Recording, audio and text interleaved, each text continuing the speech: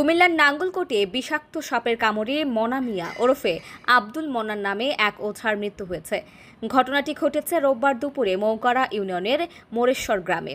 নিহত ওঝা ঢালুয়া ইউনিয়নের শিহর গ্রামের মৃত তৈয়ব আলীর ছেলে। নিহতের ছেলে আনোয়ার হোসেন বলেন, মোরেশ্বর গ্রাম থেকে ফোন আসে তার আব্বু সরকারি হাসপাতালে চিকিৎসাধীন রয়েছে।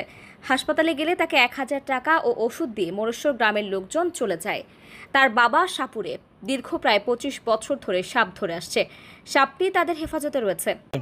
আমার ফোন দিছিল তোমার বইতান হয়েছে চালু করে আসো। আমি কোন জায়গা সরকারি হাসপাতালে চালু করে আসো। এই দূরে গেছি তারা আমার টাকা 1000 দিয়ে ওষুধ ওষুধ লই দিয়ে তারা গেছে গা। সাপদের বেলায় তারা ফোন দিয়েছে 2 দিন ধরে। এই ধরেন আছে 20 বছর উপরে হইব। এই সাপুরি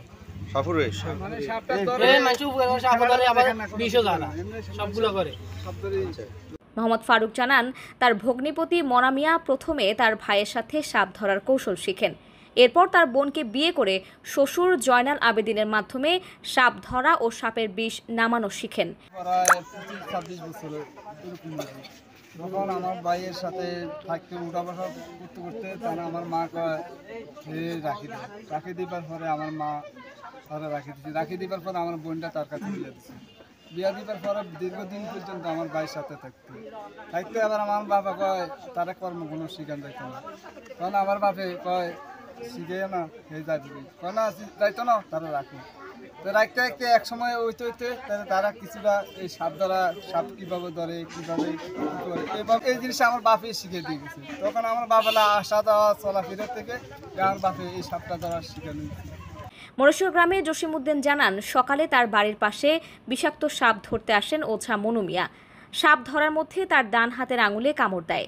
ওই সময় ওঝা সাপটি বস্তায় বন্দী করে এবং ব্লেড দিয়ে হাত কেটে রক্ত বের করে নিজের চিকিৎসা দেওয়ার চেষ্টা করলে স্থানীয়রা তাকে উদ্ধার করে নাঙ্গলকোট সরকারি হাসপাতালে ভর্তি করান।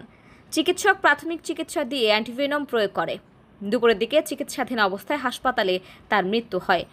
নাঙ্গলকোট থানার ওসি একে ফজলুল হক বলেন, বিষয়টি আপনার মাধ্যমে জেনেছি, খোঁজ নিচ্ছি।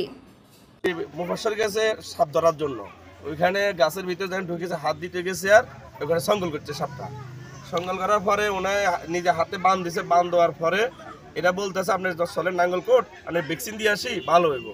উনি ওই গেট থেকে বাইরে ভ্যাকসিন দিতে গেছে। ইয়ার পরে উনি রাস্তায় মারা গেছে না ডাক্তারখানা মারা গেছে, এটা কম পারা।